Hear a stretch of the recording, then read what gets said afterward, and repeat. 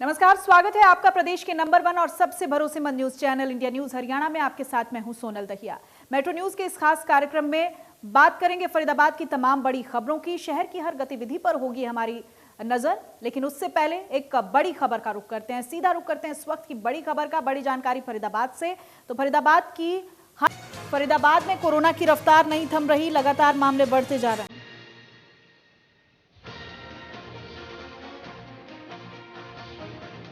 और चलिए इसी बीच रुख कर लेते हैं इस वक्त की एक और बड़ी खबर का। अब तक 52,006 मरीज रिकवर भी हुए हैं। 41 क्षेत्रों में 337 माइक्रो कंटेनमेंट जोन घोषित किए गए हैं। संक्रमण के फैलाव पर रोक के लिए जोन बनाए गए हैं।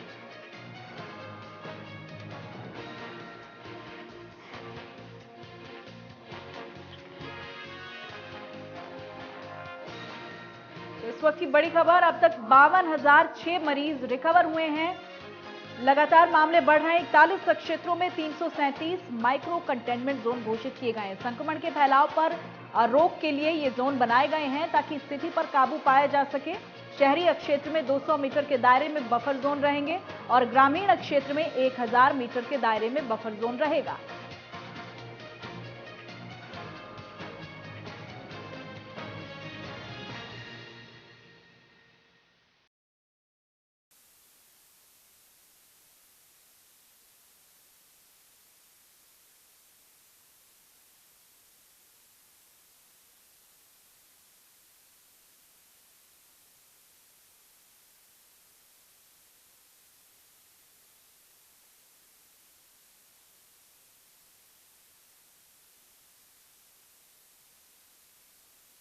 इकतालीस क्षेत्रों में 337 माइक्रो कंटेनमेंट जोन बनाए गए हैं। संक्रमण के फैलाव पर रोक के लिए ये जोन बनाए गए हैं।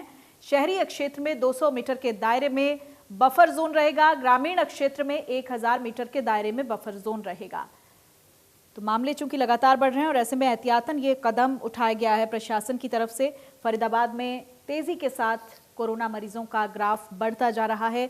हालांकि जो ठीक होने वाले मरीज हैं उनकी संख्या भी बढ़ रही है, लेकिन बावजूद इसके ये जो संक्रमण तेजी के साथ फैल रहा है, ये प्रशासन के लिए इस वक्त एक बड़ी चुनौती है और उसी से निपटने के लिए ये एहतियातन कदम जो हैं वो उठाए गए हैं। ग्रामीण क्षेत्र में मामले कम है तो वहां पर 1000 मीटर के दायरे में बफर जोन रहेगा और अगर शहरों की बात की जाए तो वहां पर मामले बहुत तेजी के साथ शहरी इलाकों में बढ़ रहे हैं।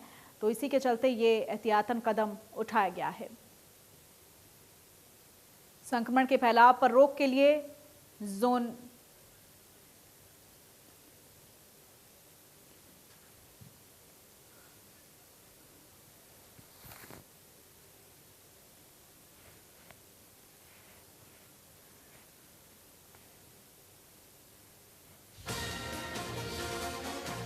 और वहीं कोरोना वायरस के बीच अस्पतालों में एक तरफ जहां बेड की कमी है, वहीं राज्य सरकारें केंद्र सरकार से ऑक्सीजन का कोटा बढ़ाने की मांग कर रही हैं। इसी बीच ऑक्सीजन सप्लाई करने वाली कंपनीज पर भी दबाव बढ़ गया है। फरीदाबाद में ऑक्सीजन सप्लाई करने वाली लिंडे कंपनी की तरफ से लगातार अस्पतालों को ऑक्सीजन सप्लाई करने का काम किया जा रहा है। हमारे संवाददाता देवेंद्र कौशिक की रिपोर्ट देखिए। कोरोना महामारी के बीच में जहां एक तरफ हॉस्पिटल्स में बेड की कमी को लगातार सामने आ रही है, तो इसके बीच में कहीं ना कहीं ऑक्सीजन को लेकर भी लोगों में डिमांड ऑक्सीजन की बढ़ गई है। हॉस्पिटल में डिमांड बढ़ गई है और तमाम सरकारें केंद्र सरकार से ऑक्सीजन की सप्लाई बढ़ाने की बात कर रही हैं और इसके साथ साथ में ऑक्सीजन का जो कोटा है उसको बढ़ाने की भी बात की जा रही है।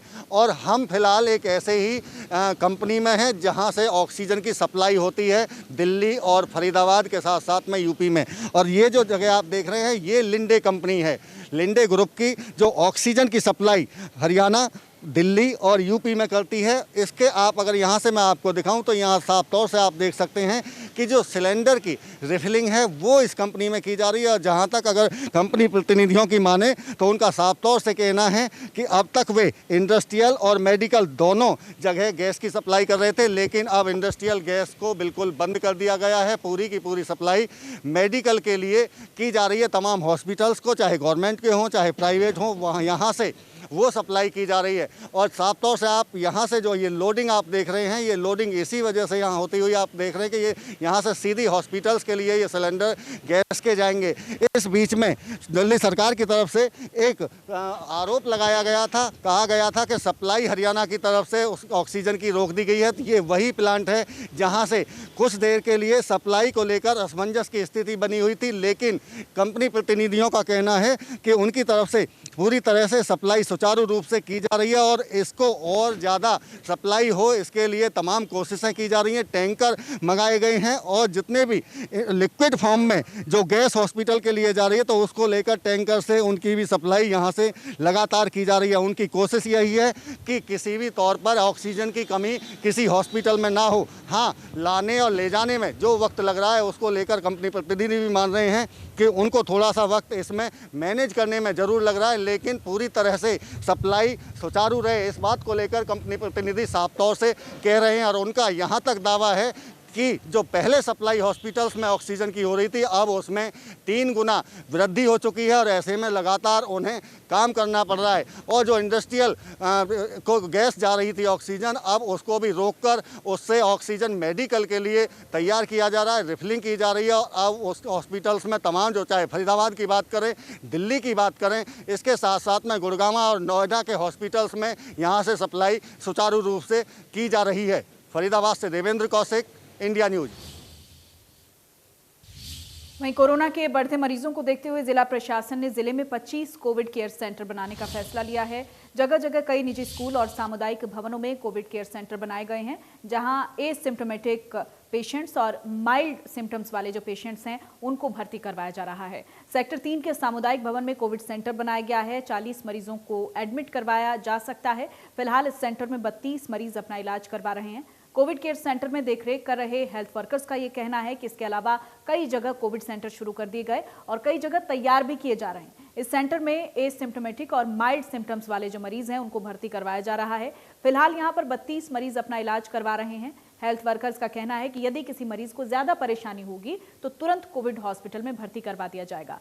केयर सेंटर में तमाम मरीजों की सुविधाओं का ख्याल रखा जा रहा है।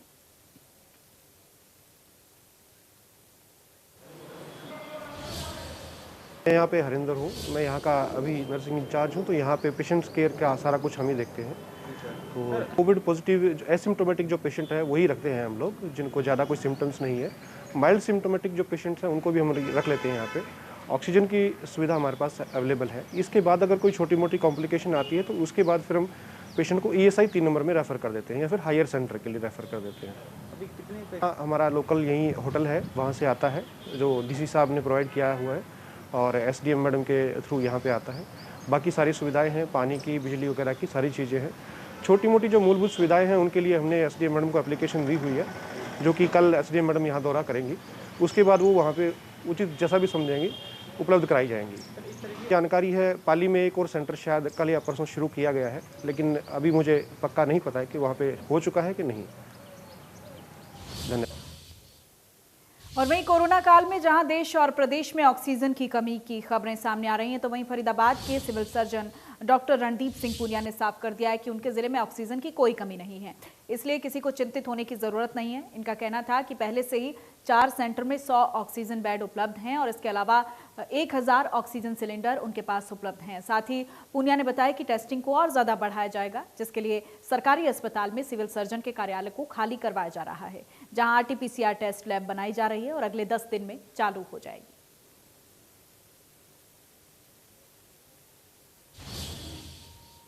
के सेंटर्स होते हैं, कोविड केयर सेंटर्स होते हैं, उसके बाद डिस्ट्रिक्ट डेडिकेटेड कोविड हॉस्पिटल्स होते हैं हमारे और डेडिकेटेड कोविड केयर सेंटर्स होते हैं। इनमें हमने पिछली बार भी बनाए थे और अभी भी हमने उनको चालू कर दिया है। खेड़ी कलां, पाली, कुराली और हमारा जो तिगांव है, इनको शुरू हमने कर दिया है। वहाँ पे हमारे पास करीबन 100 के आसपास इनको मिला करके ऑक्सीजन बेड हैं। जिस भी व्यक्ति को ऑक्सीजन तक की ज़रूरत है वो इनका लाभ उठा सकता है, उसको किसी अस्पताल या किसी और ICU की ज़रूरत नहीं होती है, उनको इधर उधर भटकने की ज़रूरत नहीं है। इसके अलावा हमारा PK हॉस्पिटल है, इसमें 40 बेड हमने तैयार कर दिए हैं। ESIC मेडिकल कॉलेज जो है हमारा डेडिकेटेड कोविड हॉस्पिटल है, वहाँ भी हमारे 500 बेड हैं। इसलिए जिस भी व्यक्ति को ज़रूरत है वो जाए, परंतु अननेसेसरी अस्पताल के चक्कर ना लगाए। पूरी अपनी स्थिति का आकलन करवाए अपने डॉक्टर से, जो भी नज़दीकी प्राथमिक स्वास्थ्य केंद्र या जो भी हमारा अस्पताल है वो जो सलाह देता है। नहीं, हमारे पास पिछली बार हमने नवंबर में 1000 सिलेंडर के आसपास खरीदे थे और इन डेडिकेटेड कोविड केयर सेंटर्स जो हैं इन्हीं के लिए खरीदे थे। आज भी हमारे पास सभी भरे हुए हैं, उनको हम यूज कर सकते हैं। इसके अलावा ऑक्सीजन की सप्लाई का जहाँ तक सवाल है वो सेंट्रल गवर्नमेंट के द्वारा अलॉट हरियाणा सरकार को होती है। हरियाणा सरकार जिला वाइज अलॉट करती है, तो जो अलॉटमेंट है वो हमारा प्रॉपर है जिले का। उपायुक्त महोदया ने निर्देश सीनियर ड्रग कंट्रोल ऑफिसर को दे दिए हैं, वो इसके कोऑर्डिनेटिंग ऑफिसर हैं। जिस भी अस्पताल को ऑक्सीजन चाहिए वो अपनी डिमांड पहले दिन उनको भेजे। और कोरोना इंसानों पर तो कहर बरपा ही रहा है, साथ ही किसी कार्यक्रम में भी दखल देने में पीछे नहीं हट रहा है। कोविड की संकट की घड़ी में सरकार को न चाहते हुए सख्त कदम उठाने पड़ रहे हैं।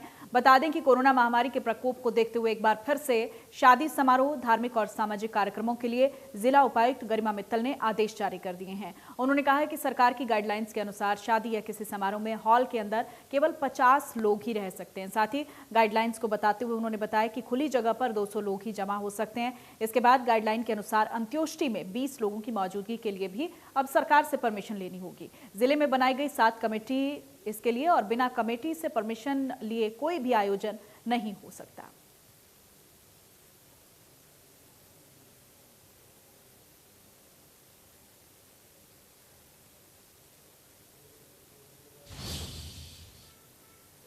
और कोरोना को देखते हुए हरियाणा सरकार ने सरकारी स्कूलों में छुट्टियां घोषित कर दी हैं। प्राइवेट स्कूलों और सरकारी स्कूलों को पहले से ही बंद रखने का निर्देश दिया जा चुका है, लेकिन फिर भी कुछ प्राइवेट स्कूल संचालक मनमानी करने पर उतारू हैं।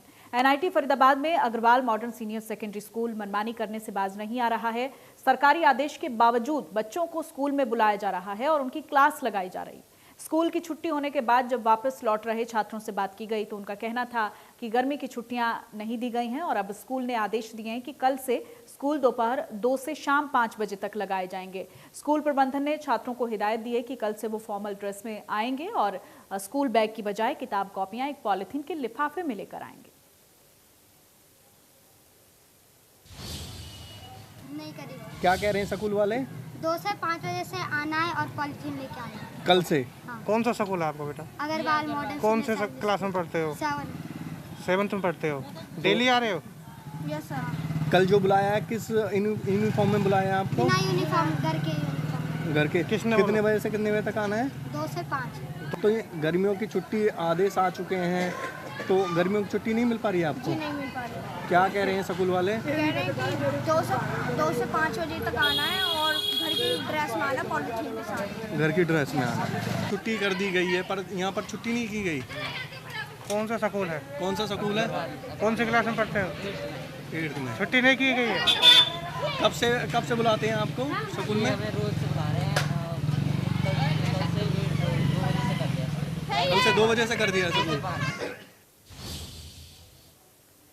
और वहीं फरीदाबाद में हार्डवेयर से प्याली चौक तक 4 लेन सड़क के निर्माण कार्य का उद्घाटन हुआ है। सड़क का उद्घाटन केंद्रीय राज्य मंत्री कृष्णपाल गुर्जर और परिवहन मंत्री मूलचंद शर्मा ने किया है। बता दें कि कई सालों से सड़क की हालत इतनी खस्ता थी कि यहां से निकलने में भी लोगों को डर लगता था। जानकारी के मुताबिक सड़क टूटी होने के चलते कई लोग एक्सीडेंट में अपनी जान गंवा चुके हैं।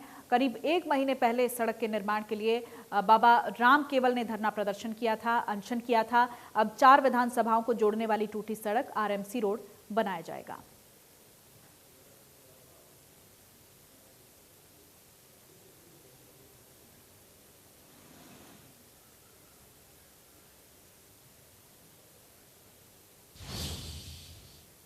और फिलहाल वक्त एक छोटे से ब्रेक का है, फौरन होंगे हाजिर।